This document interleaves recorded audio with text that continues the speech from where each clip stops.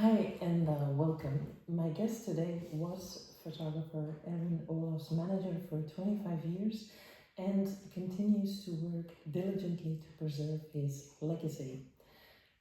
Erwin Olaf had a lifelong wish to be exhibited at the Stedelijk Museum in Amsterdam, and around 2 years after his death, this wish finally came true. And my guest, as his manager and very close friend, work with the museum to select a number of his photographs, including work that has never been shown before. She met Erwin about 25 years ago and, in her own words, started out as a stubborn intern. But she soon built up a close relationship with him with one specific agreement. She would take care of the business side, Olaf the artistic side, and they would simply encourage each other. And she continues to do so even after his death as director of the Estate Erwin Olaf. My guest was born in Utrecht in 1974. Find out with me why she's in photography, what she dreams of, who she looks up to, and what her plans are. Welcome to the Donkere Kamer podcast with Shirley den Hartog. Hi, Shirley. Hi. Nice being here.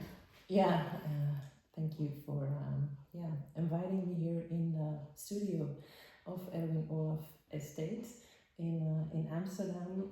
We planned to record this podcast immediately after the opening of the Freedom exhibition by Erwin Olaf, but you became sick. It was very difficult to find the right timing, and so the exhibition in the Stedelijk Museum is already finished, but that doesn't mean we cannot talk about his legacy. Right? I would love to do that. Yeah, me too. Why was it such a big thing, the Stedelijk Museum, and being exhibited over there? Well, Erwin was he did the School of Journalism, and that was in Hilversum. And he was not really a patient student, so his teacher gave him a camera. And then he had this idea that he would be a really famous photographer. The moment he moved to Amsterdam, he biked every day past the Stedelijk Museum.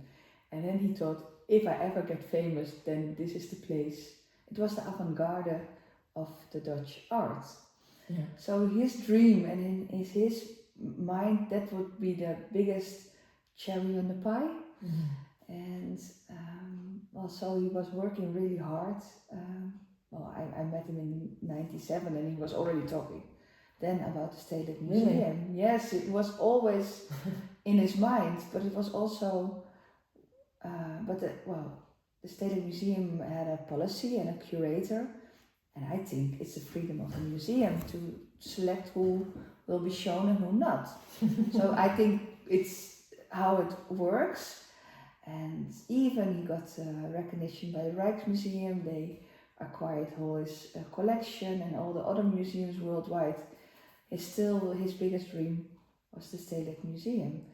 And maybe it's a nice anecdote to tell you how much it was a dream.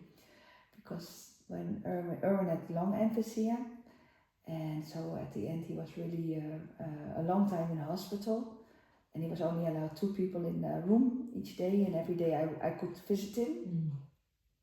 And I asked him many questions. And we had a lot of fun also before his the lung transplant came. And one day I asked him the question, like, okay, what happens if you die? The Rijksmuseum comes for an exhibition and the Stedelijk Museum. And then he said, well, keep them both on a leash. And just go all the way, and then on the very last minute cancel the Stedelijk Museum. Ha ha ha. So he laughed. So I went home, and then the next morning, and my phone rang really early, before 7 o'clock in the morning. And he's never up early. And he said, "Oh, I'm so happy I didn't die last night, because it's Stedelijk." So. Oh, really? And Yeah. So he knew before he died. No, okay. of course not. Oh. No, and then, but there was just a wish. Like Okay, we were making plans, but he was also making new plans for new work and because we both thought as soon as he get new lungs, then he would get another 10 years. Yeah, and a lot of energy. Yeah. But then the lung operation went good, but then his heart couldn't manage the new lung, so he died on a heart attack. Yeah. And then, the whole big circus came because he changed his will, and the will was like, Shirley needs to continue the company. She knows what I want. Everything is for her. And then I just thought, what does he want? But how was that? I mean, deciding for someone else. Well, we've been, what I said, together from 79, and I know what he wants. Bigger than life, taking care of his husband, taking care of family, and then he had 2 wishes. That was the Stedelijk Museum, and he had another wish. I will talk later about the second wish. When he passed away, he only said also one little note how he wanted his funeral, but I talked already about like a big party on the street, and he just make a note, make it cheap as possible because we surely needs to do my wish. But I didn't do that, so I did the Westerkerk and invited over 10,000 people on the street, and it was a party, celebrating life. Yeah, because that is what he wanted. When we were talking about it, that's what he wanted. Yeah. But then he was too modest to put it on paper.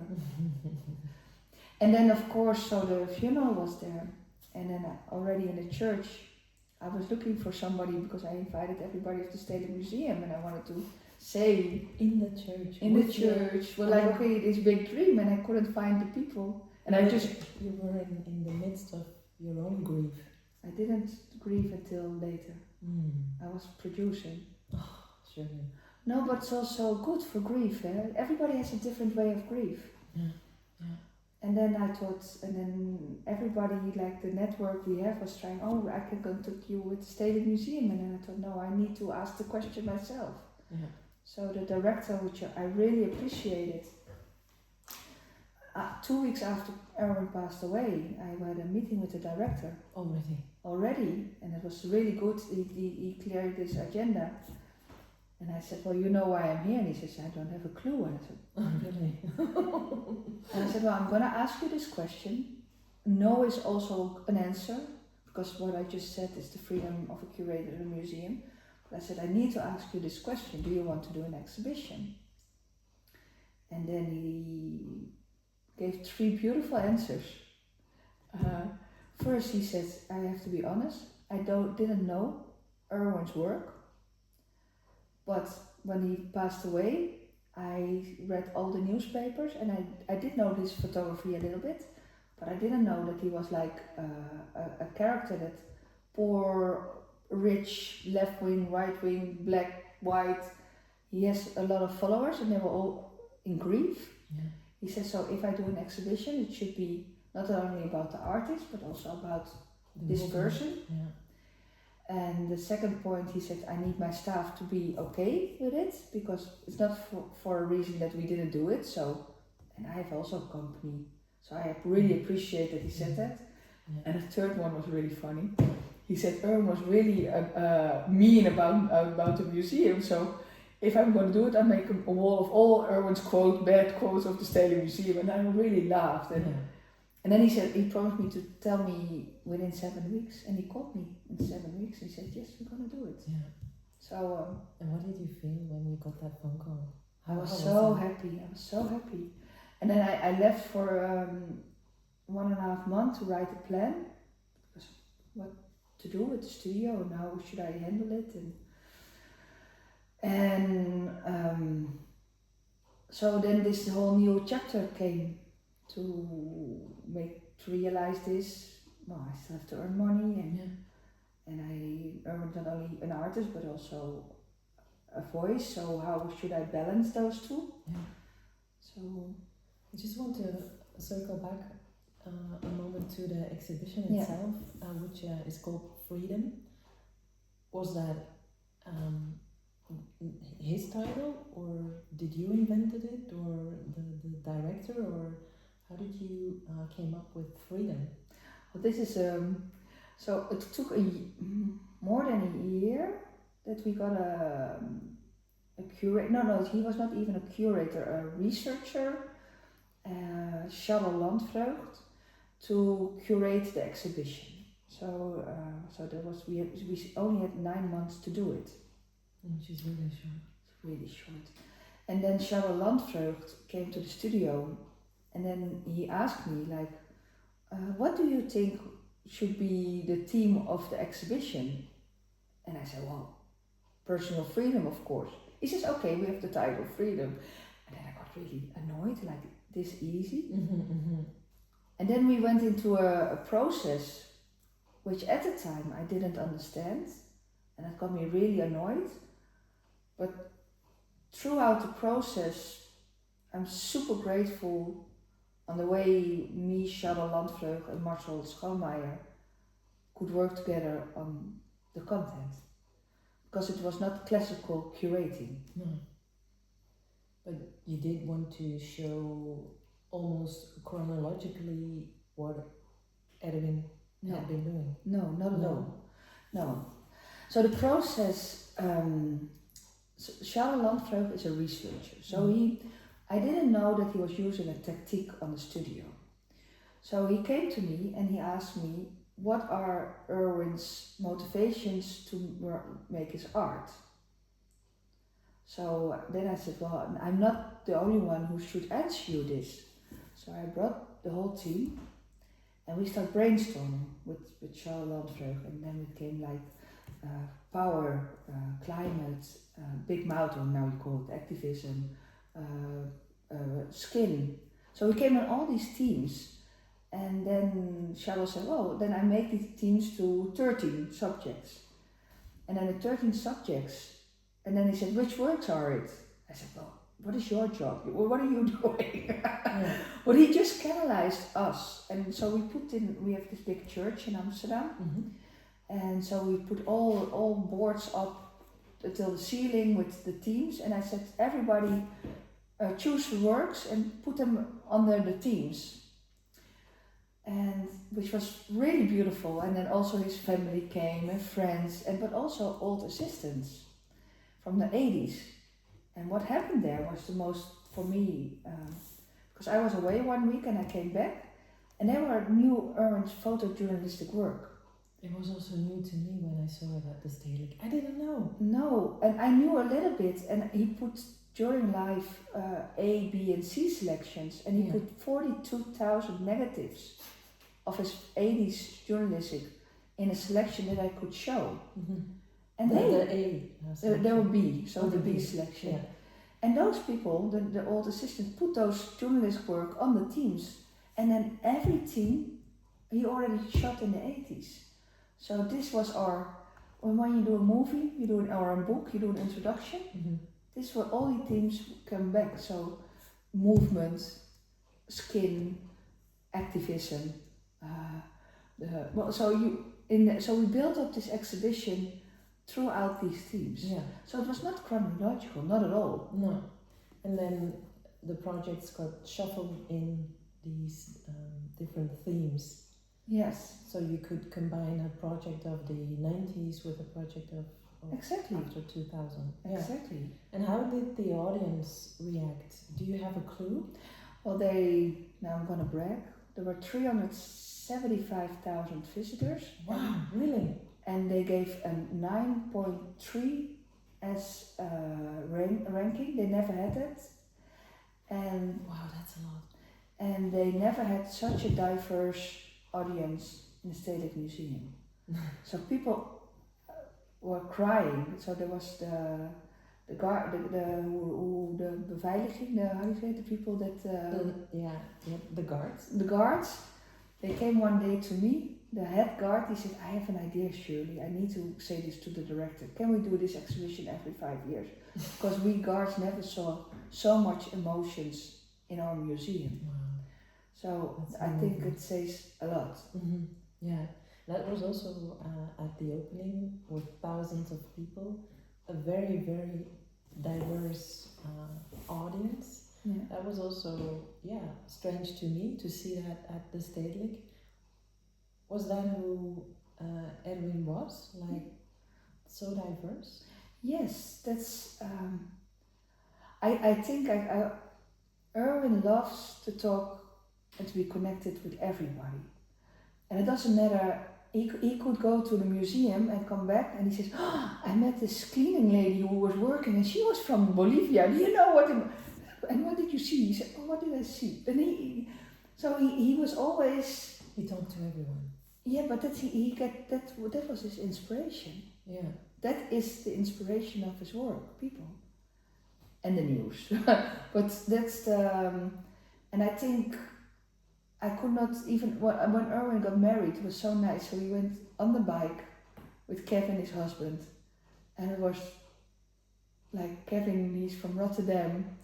And it's like this really nice group of Rotterdam people dancing, and then with rich people and politicians and people who are addicts or people, everybody. Erwin didn't judge on that. Yeah. He didn't judge, and it was like that feeling was like the driving force for his work, right? Yes, he wanted to put people on a pedestal, or how is it? Yeah. Uplift people where if he was in a position to uplift people, he would do it.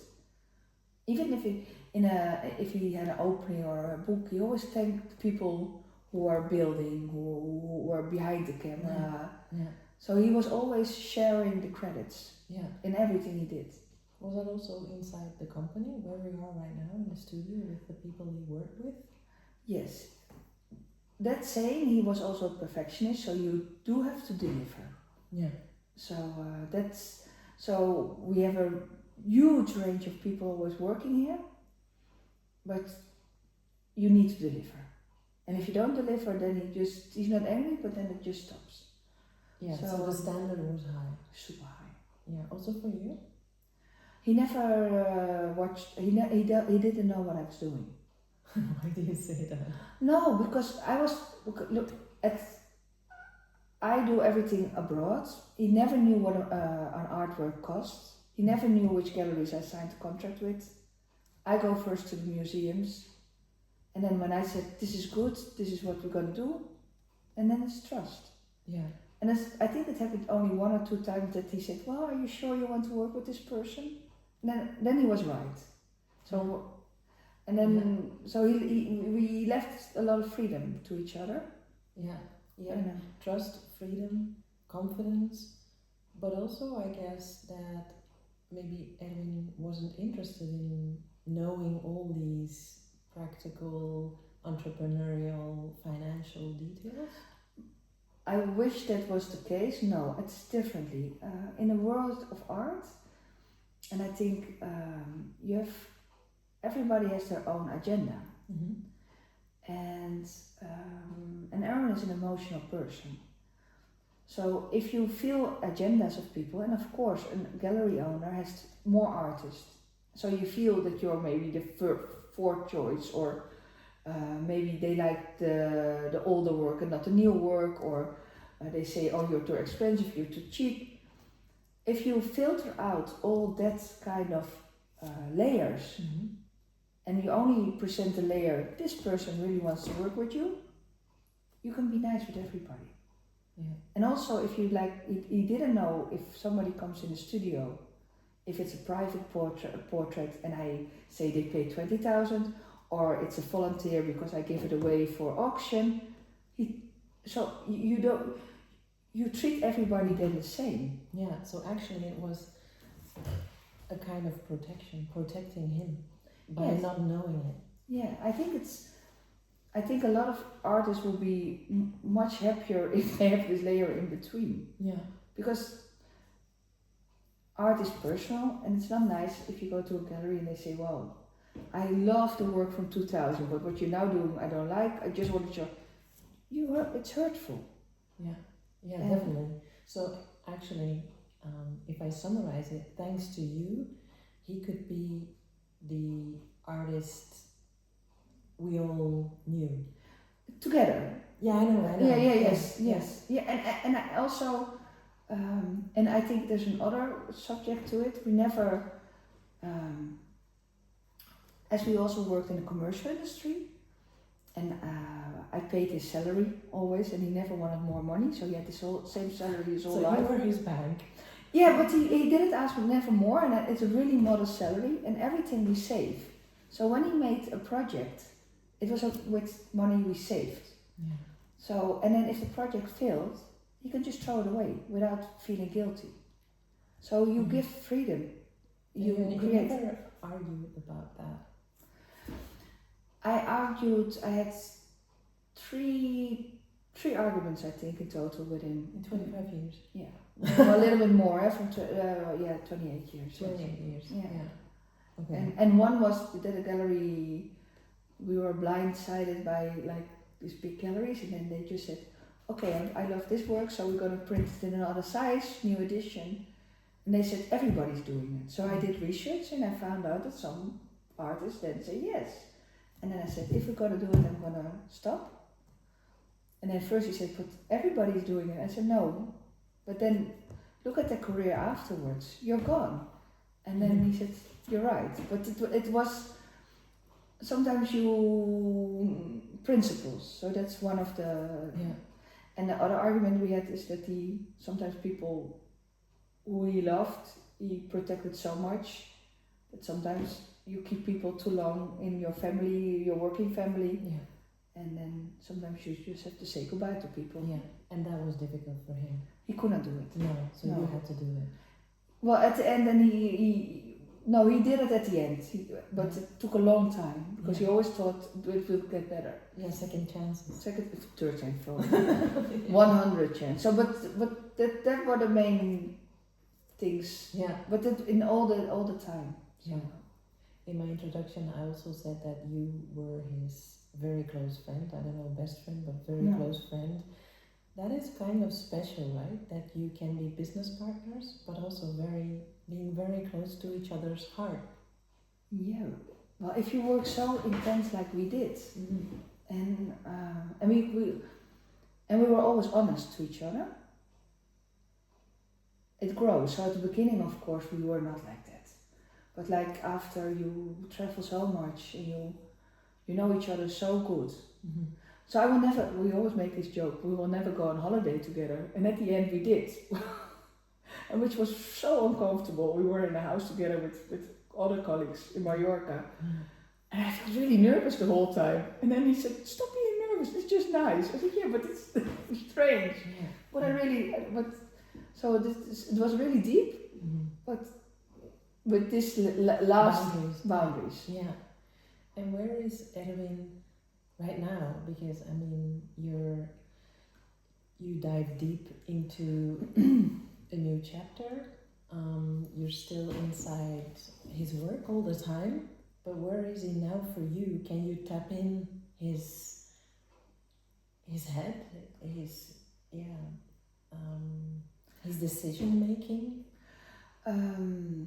That's a really beautiful question. During the Stedelijk, I felt the whole time his voice, and I was never so. You're tapping your shoulder. He's sitting on your shoulder. No, but I was nervous because, of course, he had the exhibition at the Kunstmuseum and at the Rijksmuseum, and that is really Erwin, the artist. And now it was Erwin, the artist meets also the person. Yeah.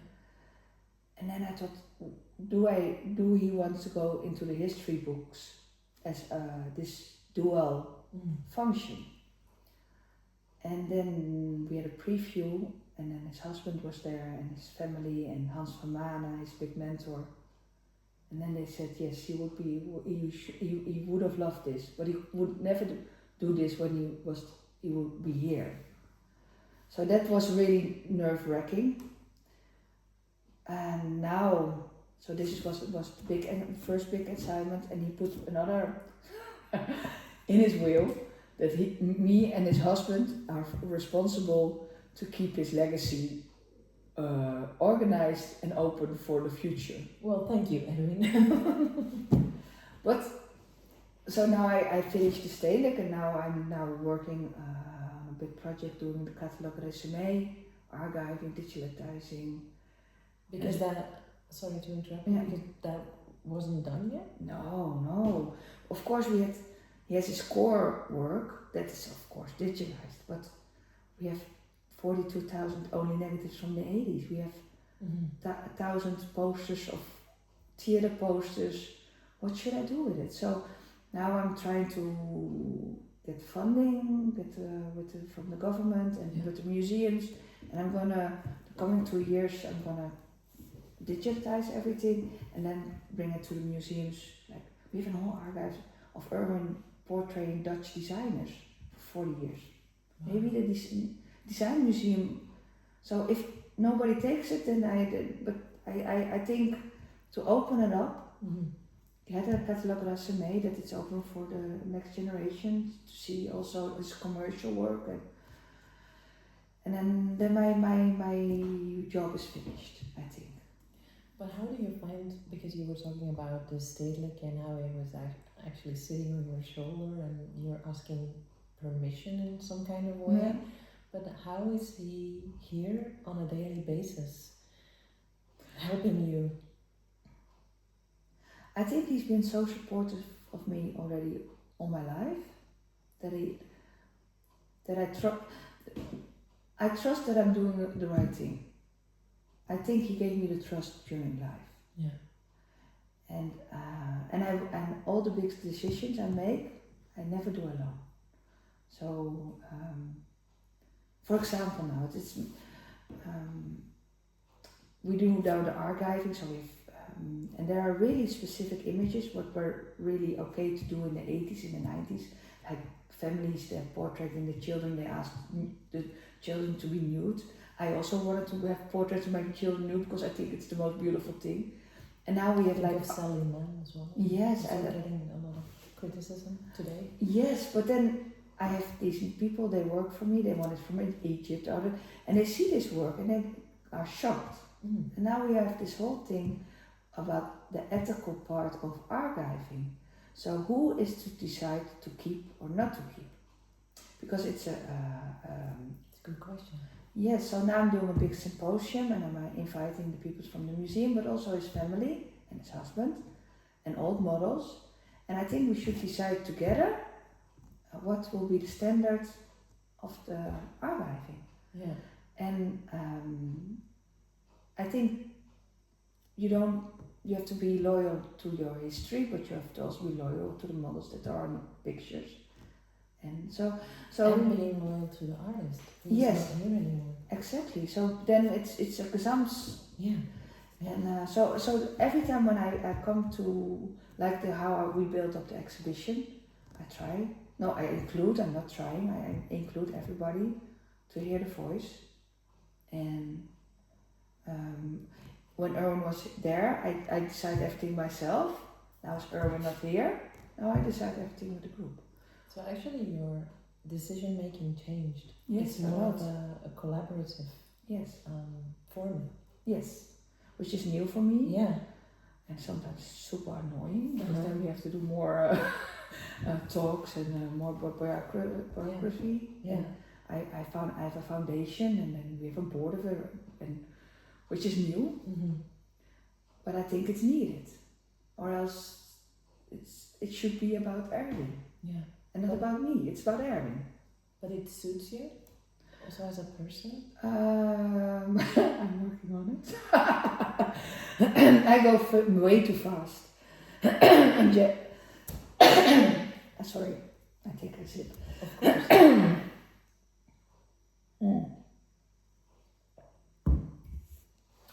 Erwin loved this aspect of me, and he hated it about me. I'm always thinking 10 steps ahead. And he always says, I cannot. And now but I'm also getting older, so I think it should suit me, but I'm still working on it. I remember that I was organizing Antwerp Photo Festival and we came to visit the location, Lotsezegebouw in Antwerp. And yeah, we just explored some rooms, and afterwards he said, yeah, this is okay, and I think we're gonna show the April Fool series. And then I asked you, don't you have to, discuss or negotiate? No, we'll be fine. So I was really, and I really love that. I'm also a bit like that personality, but and also that you had that level of trust, which is exceptional, I think. And it's also exceptional in the photography world we know today.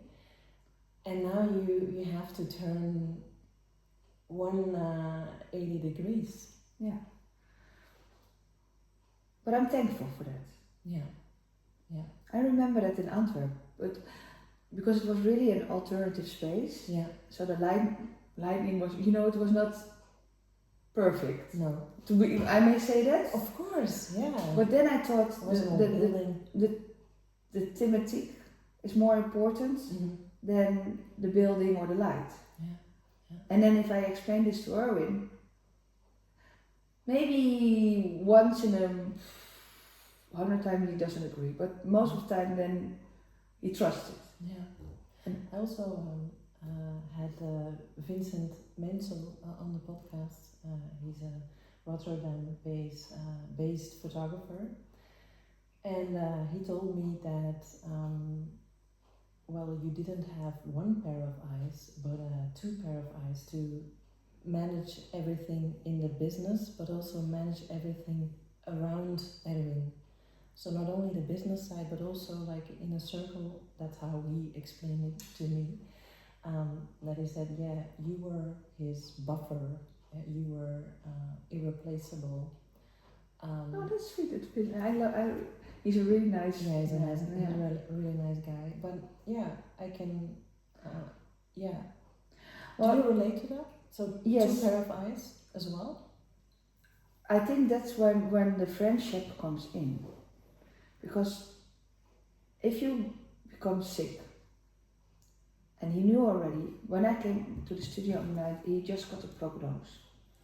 And then they said, you have 10 years. Then they said, you will become 50. And then he was 50 and he was still living, so we made a big party. Big party. But then you also start making choices quicker. Yeah. What do I want? What do I don't want? And then this buffer was needed because he's nice. If you come to Erwin and you ask him a question, whatever the question will be, he would love to say yes. But then he learned, he always says, I would love, but you have to ask Shirley. Which, that was our agreement, so I was the buffer. Yeah. And then I could explain that he would love to say yes, but sorry, he cannot do it. Yeah. And then first it was only by word, but at a certain point I have to keep people away from, because if we were walking on the street, people will hug him, and they touch him, something. but also he could not get sick. Oh yeah. So it became, it has several layers, the buffer. Yeah, wow. So I really needed to have people not touching him or coming close. Yeah. And then or when he was doing interviews, if he got emotional, he couldn't breathe, so he was, and then he looked angry, and then people thought he was, but he was not angry, he was fighting against his disease. Yeah, so then at a certain point I said, don't do interviews anymore. And I started making offs, because then I could manage his energy for when he could talk or not. And I'm super grateful now I made all these making offs the last. Yeah. Because and I think that stays alive. Mm-hmm. And so I think Vincent, he saw that really good, because Vincent and Erwin were really, Erwin loved Vincent. Yeah. What really struck me is he visited one of my shows I think it was in 2019 in Bruges, in the Concertgebouw. And what struck me was his humor. He made so many jokes on stage. Was it at the time that he got angry that he said that people were lazy, or was he really? Could be because the interviewer was really like challenging him a lot, and they were on the same level, and it was really good. Yeah. That's of course why I love him. You know, we laughed our head out. That's what I miss now a lot. Yeah. I mean, that's, you know, we could work weeks and weeks without almost sleep, but we always laughed. Yeah. We always kept laughing, and how more tired we were, how more we laughed. And because now you're the manager. Well, you were the manager already with a team. But I was in the shadow in Holland. Yeah, I loved that. Yeah, and now you are on top. With your team. Yeah. Well, that's. I had one of my best lessons. So when Erwin passed away, so it's something different. Like in Holland, I was always in the shadow because Erwin, you know, he loves to shine, and but he didn't travel a lot anymore abroad. So I did already the openings abroad, and I did the interview. So, out of Holland, I'm not shy. But here, I have my own bubble. I love to go out. I have my kids. I love to be nobody. And then when Erwin passed away, I thought, how should I do the legacy of an artist that passed away? So I was invited at the Catalogue Foundation, her Brits Foundation, and so I thought the American way is not my way. And then I went to my. You were invited by the foundations of her Brits to show me how they were doing it. Like which is nice, right? Super nice because they're all. I know them already for 25 years and we're friends. So with Roger, you know, the photography world is small, so everybody wanted to help me, and still, so this is really beautiful. But the best lesson I had was I was at our English gallery, Hamilton's, and Tim Jeffries. So he's like this gallery of master photography, and I worked with him already for 20 years, 15 years, now, long time. But he knows me that if I can come and I disappear again, and which he always laughs about because he says, I've seen you with your red hair. So I thought he was going to talk to me about pricing and editions, and then he says, you come. You're not allowed to go away. We need a whole day. So you come. Don't disappear, Shirley. Yeah. So then he showed me photos of photographers, and he said, "Who's this? Who's this?" And then I said, "Well, this of course I know. This I don't know. This is new to this is." He said, "Okay, now we're going to have lunch, and I'm going to talk about what you saw." I said, "This is strange." And then he said, "Okay, this photographer had a wife who didn't care, so we don't know the photographer anymore. This one is a gallery a studio director who took the place, was visible, and he's still there. This artist gave his legacy away to the museum, and the museum put it in drawers. So he says, so it's on you. Are you going to be a director of the estate? Are you going to be visible? Or are you going to hire somebody to do it?" And I went home and I like, wow, do I want to do this? Yeah. And then I talked to my children, I took my staff, and then first I thought I'm going to hire somebody. And then I thought, no, I should do it. And then I did some training. So you did a major step forward. In Holland. Because in English I'm easy talker, but my Dutch is really bad. And I get insecure. I'm half Irish and it's really strange. Are you? Yeah, but nobody noticed, but I do. So I always feel that I'm not a good enough speaker. But that's just a voice inside your head. Exactly. So now I overcome that, and now I'm easy. And now I just think I'm the one with messy red hair and my sneakers, and that's okay. I don't have to be somebody else. But it was, and what Erwin always said, just be yourself. Don't, And does it help when you think of Erwin and that you are his voice? I am always his voice. Yeah. And it's not my voice. Right? Yeah, but sorry. No, but Oh, we have a machine that makes noise. No, our voice was together always. So Yeah. I think if I talk, it's us always. It's not me. It's not him. It's us. Yeah. So now I'm talking with you as the director of the estate. Yeah. If I would talk to Shirley, would it be a different conversation? I will be much more modest. Okay. Because you came here as an intern? Yeah. So you studied photography? No. I did. I started social academy in Amsterdam, and one of my first internships was at the Dutch Federation of Sexual Freedom, and I was 18, and VSH, and then they were all nervous that the artist was coming who was doing a commercial, and then so I didn't know this person, and then Erwin came in. And he was laughing his head out, and everybody was nervous, and I really had a nice connection with him. And then I went to the university's communication, and then it was not my thing. And then so I did 2 schools already, and then I heard there was a new on the School of Arts a new department, and there was art and media management, and 15 people were allowed in Amsterdam and 15 people in Utrecht. And I applied for both, and there were like hundreds of people that wanted to go there, and I was accepted at both because I had a really big mouth because I was organizing raves, and I was really a club kid. They called it gabber. Yeah. And then I had to work at an internship with an artist, and then I thought, oh, I don't know an artist because I was from the whole other background. And I thought, oh, this guy who was laughing that much. And then I will say you an anecdote, and that says a lot about Erwin. I had then a boyfriend, and I fell in love with a poster on the street. I didn't know it was Erwin. It was Loos with a woman bending over with a telephone cable.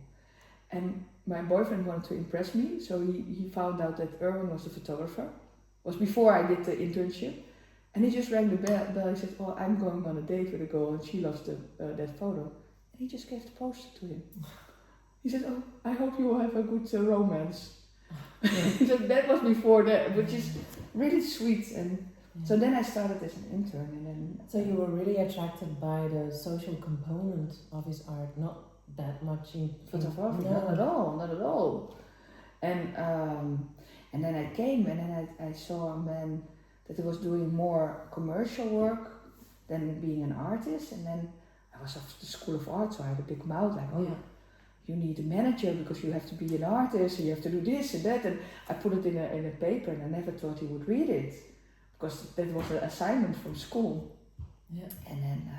And then he just had this Langhuis Museum, so that's why he was not really working also, because he was really put back. Mm-hmm. And then the day before Christmas is old financial person, Mary Benjamin, she told me a lot. She put my paper in his mailbox, and then he read it and called me the day before Christmas. And then he said, well, I just read your paper. And I go, oh no, because I said so much bad things, like you have to do this, who am I? And then he says, your Dutch is really awful. Where did you learn your Dutch? That was the first thing he said. Then he said, you have a really big mouth. And the third thing he said, so you want to be my manager? When do you start? And then I said, I have to think about it. Oh. And then he called me after the Christmas holiday, like, and are you coming or not? And then I got another job offered at the VPRO, the broadcasting company. And I said, well, I don't know, because I really want to work in the arts. And then he said, well, then I promise you that I will make more art. Mm. And then we did a big commercial diesel jeans, and then from the money we earned, half of the money we spent with going out with all our crew to the Akura Hotel and a really wild night, and the other half we made mature, the series, and then that was my beginning. Wow. And then so we always did the commercial work to pay artwork. But what about do you know Erwin's view on, the future of photography with the commercial world changing a lot due to AI And because before we started the recording, you were talking about AI and organizing masterclasses and workshops, and you have a symposium. And so I think you look at the future of photography right now, because with your estate, you're in the midst of it. But did you talk about it? We talked a lot, but I think AI is a tool. And during life, we also always gave press images for free. We always, if people ask, you can have the light plan. Which is kind of rare. Always transparent. Yeah. Always. There was one big wish of him. He wanted to make a school book to show everybody of every photo how it's made. He said, because you have to educate people and tell the tricks. I will tell later, because in the foundation we are doing that now. The foundation I founded, and so creativity is unique, but craftsmanship you can learn. So if you share your craftsmanship in every way you can, so that's why he always loved MBO vocabulary students, because they teach to be craftsmen. Yeah. And then at the end, the true artist will come up because of the creativity. AI, I just had this symposium. I love it, and Erwin also, when we found out that he was used so often, because do it. It's also, during life it was like, it's a compliment, people use your images, and now it's also my part of spreading the legacy. And maybe 0.0001% will start looking up who the original photo is from, but it's spreading. And then I think that the future of photography, I really feel bad for the people that don't earn money at the moment, so I don't want to say anything to insult people on that part. But I think in general there are so many photographers, and how much work is there? So I think... And the level is too mediocre. Yes, and I think if you see photography as art, and if the true artist can use photography, AI, whatever, and tell the story and to touch people, you're a good artist. If you can use AI to make your campaigns or commercial work, I think it's also better for the world, because everybody's flying. In the 90s and 2000, we flew the whole world for doing shootings. It's not sustainable. Yeah. So I think less photography students, yes, we have to go on. And I think I'm really looking forward to see the future, and don't be afraid, and keep on learning your skills. And that's your message inside the estate and inside the foundation, because you mentioned, we also have a foundation. Yeah. Can you elaborate on the difference between the two? Yeah. So when I got the Stedelijk Museum confirmed, I went away and I was thinking, what is the studio? So I thought the studio is like 70% art and photography. So, but then we have 20% Erwin, what we used to have at the big mouth. They call it activism. He has a social role, so he was always in contact with the mayor and with the politics. We did a lot of work behind the scenes for Human Rights Watch, for Amnesty International, for all these companies that nobody knows. Or sometimes we did free campaigns, but a lot was behind doors. So I thought I need to bring back that 20%, and 10% you could be really lazy, being on holidays, party a lot. So then I thought, if I can translate that 70-20-10% back to the studio now, I will be good. So and I got quite some money in the company, so I thought, so first I take care of the husband and the brothers, and then I asked them permission to open the foundation. I was on paper, Erwin gave me full power to do what I want, but I asked every time permission. And then I opened the foundation for this 20%. And now we are doing it 2 years now, and I think we have some core things, and one is the education. So we do vocabulary, MBO students, they have the Erwin Olaf modules, they come here, learn everything, but it's also the only field trip they have. Yeah. Because if you do the high school or the art school, you get field trip, but they don't do, so they come in the studio like every week 40 students, and we give grants to the students, and we do all kinds of projects with refugees and with young trends and for the queer community. So it's really diverse, but we are now coming in a moment that we have to think what is maybe these 2 years were already great.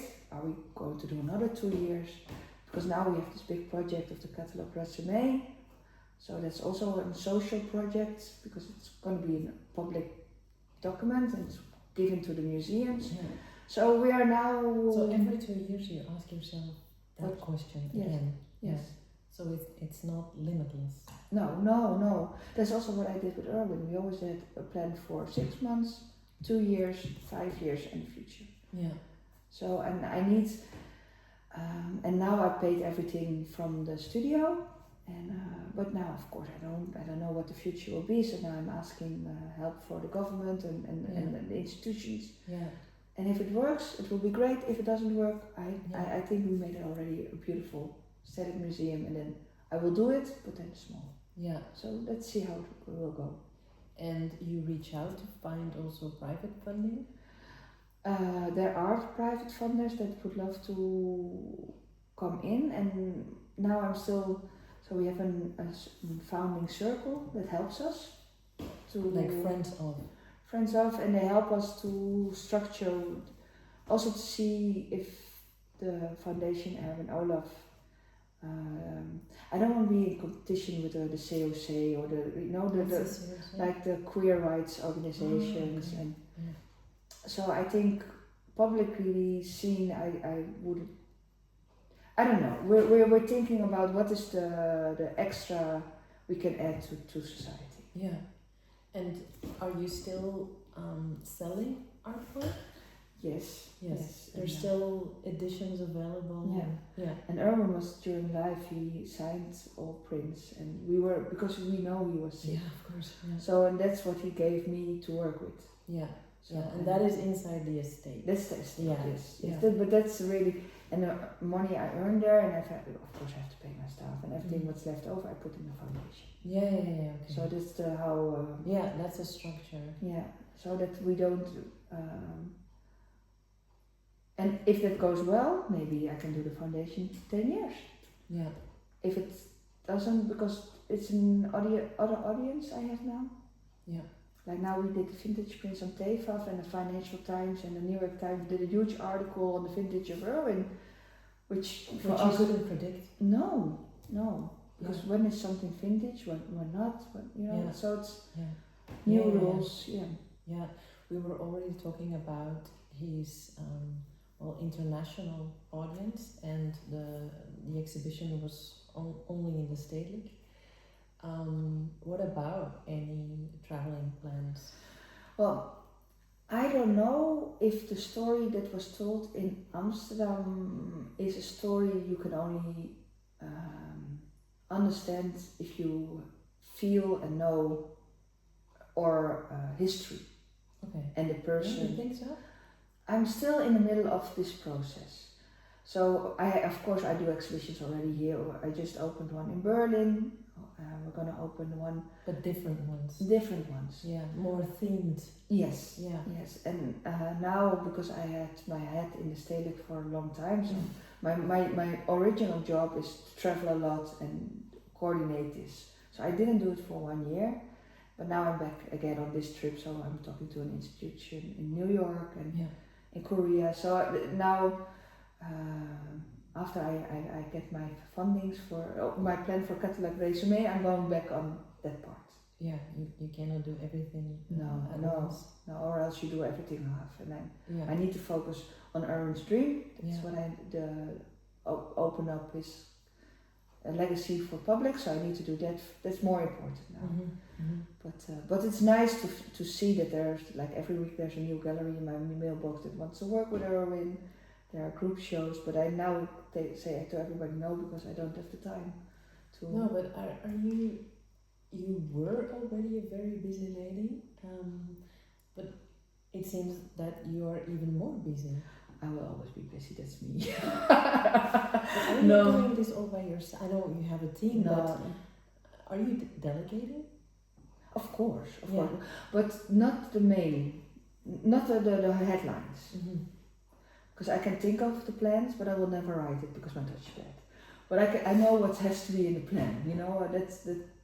Of course, I delegate.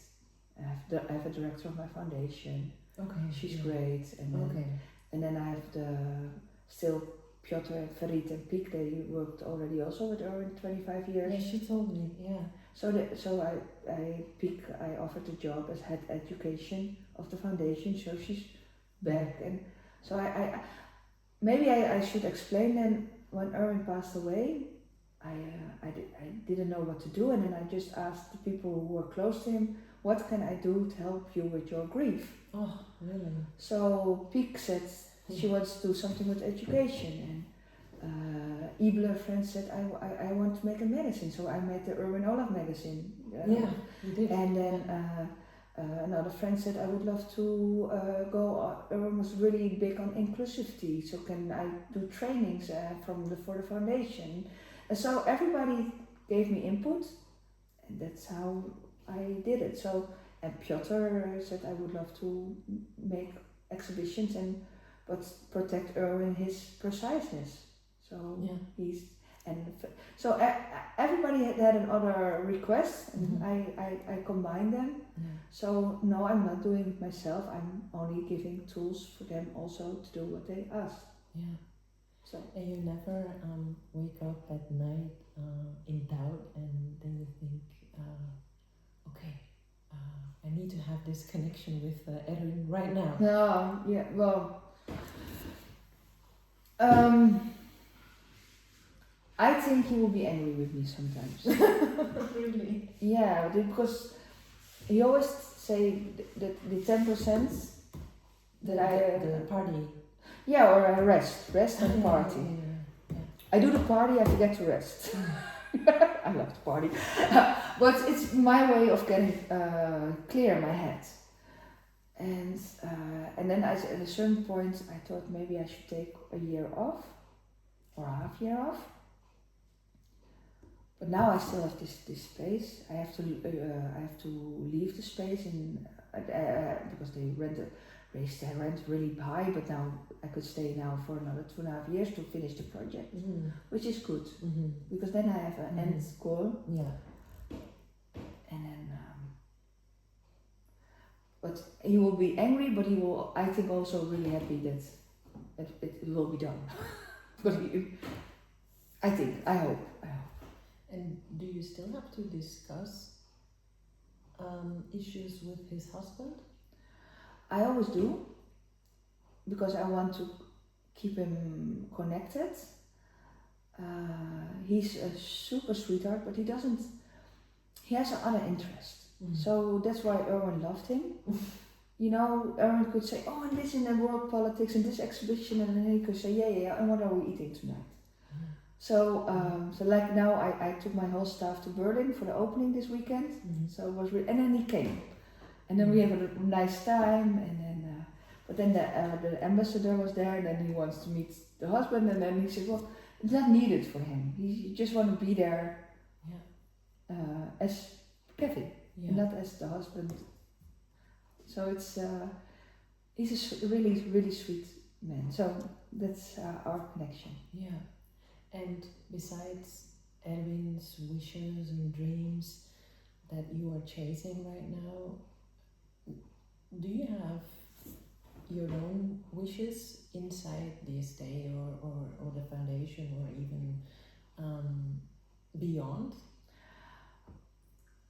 I think a lot about it, and I did some teaching in the past, And I think I would love sometimes to go back to the art, School of Arts and give everybody slap to.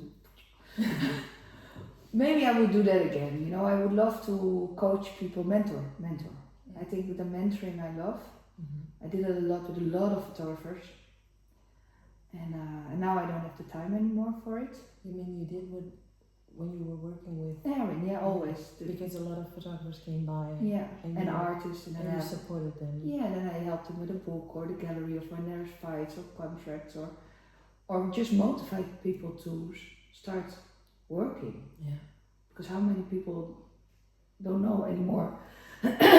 So I think I'm good to motivate people. So that's what I love to do. Yeah. So if I have more time, I will go back a little bit to that part. And in what kind of direction? Yeah, which is nice because then you, from your experience and expertise that you've built here with Erwin, you can give back to the industry. I would love that. But that's what I even do now with performance artists. You know, I try to get them from the clubs to the museums to be awareness of art forms which are not traditional, brought to institutions. And that I always do. I will always do that. That's my hobby.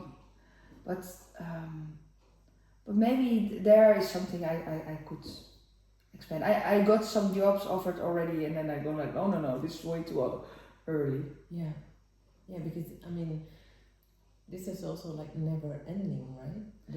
The work of Erwin will always be there in one way or another. Yes, but that I can delegate also. If it's only the gallery, now I have my big, quest. Yeah. And if it's then later only the galleries or sometimes a show and. And then you have to also at a certain point you have to let go. True. And that's not unrespectful, but I can do my best, but at a certain moment it's enough. Yeah.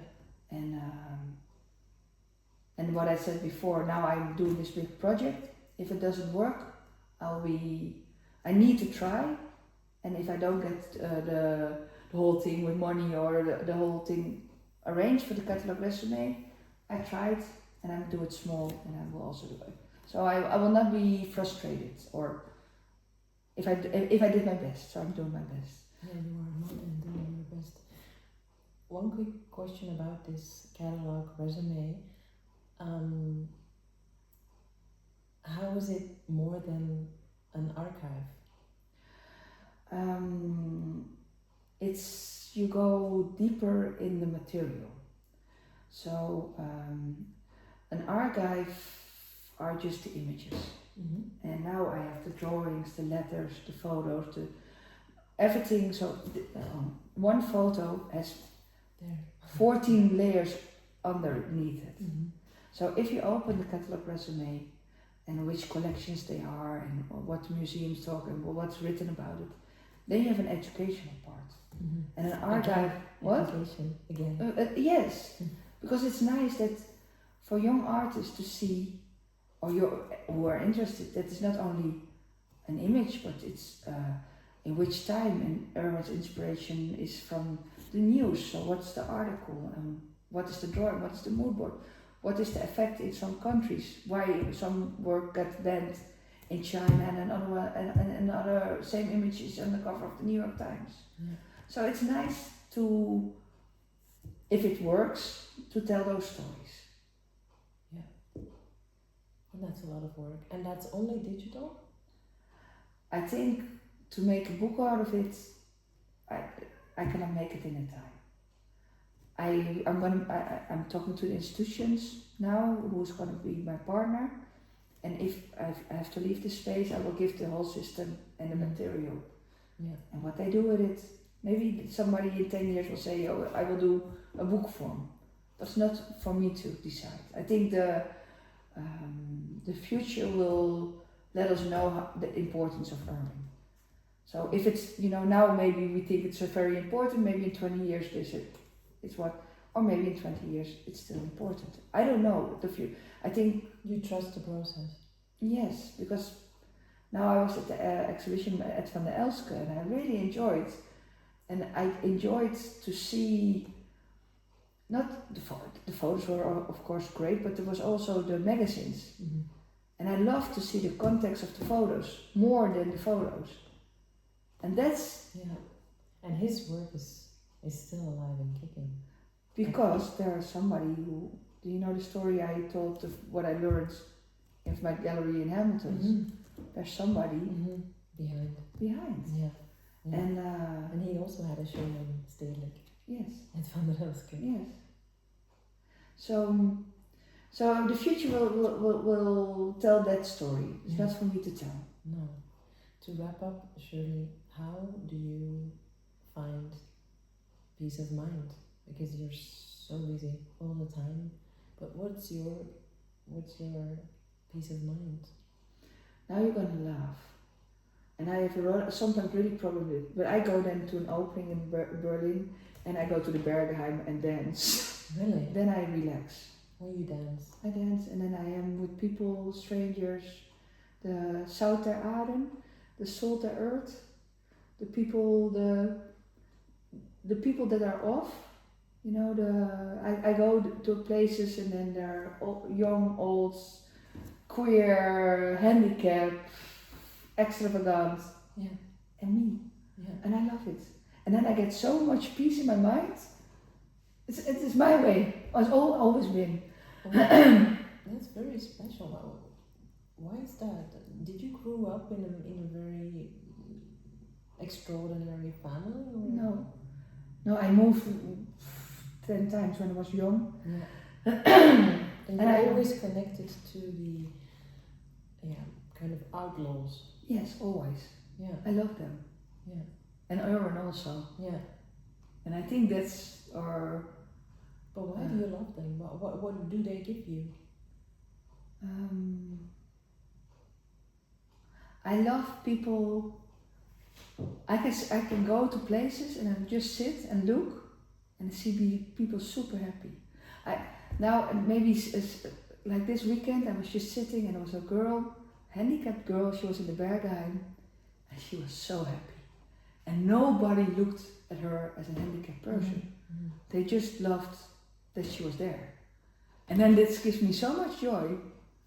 Or people with a huge boy and they had a sprinkler on and it was raining out in the club because everything was and he took off his clothes and he was just there in a string, huge boy, and he was so beautiful and everybody looked at him like he was the most beautiful person in the room, and then I got happy. Is that also what you give to your children, this way of life? Are they the same? My children they also work in my studio. Oh, they do? They do the archiving and like 1 day a week because they're both students, but I love to have them close to me. Mm-hmm. They love that I'm like this, but they're not like that. They are really open-minded, but they love structure. Mm. They love, like my daughter has a boyfriend and the family eats at 6 o'clock in the evening and she loves the structure and this, and they go every year to the kids camping, and so she loves what she don't have. Yeah. Right? That's what. Yeah. But I have a really good connection with them, so I'm happy for that. And you go dancing together? I brought them because I did. I was at Club Brown. They did a tribute to Erwin, and I brought them, and they just go for 2 hours and then say, "Mom, this is not our thing." But I love that you're enjoying, Mama. See you tomorrow. Wow. And that's nice. Yeah. Do you have like Erwin's pictures hanging on your walls? Or? Not yet. I moved in the boat. Or is too much? Maybe? No.